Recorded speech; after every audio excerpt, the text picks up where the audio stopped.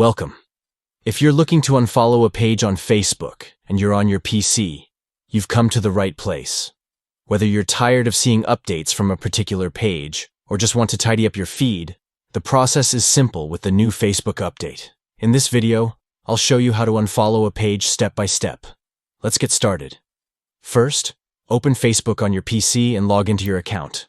Once you're on your home page, go to the top right corner of the screen, where you'll see your profile photo. Click on your profile picture to open the drop-down menu. From there, click on Settings and Privacy. This will open a list of more options. Next, click on Content Preferences. This is where you can manage everything related to your feed, including the pages, people, and groups you follow.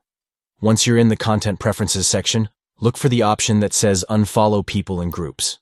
Click on it, and this will show you a list of all the pages, people, and groups you followed on Facebook.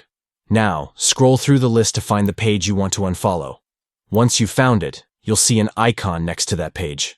Simply click on that icon, and you'll unfollow the page.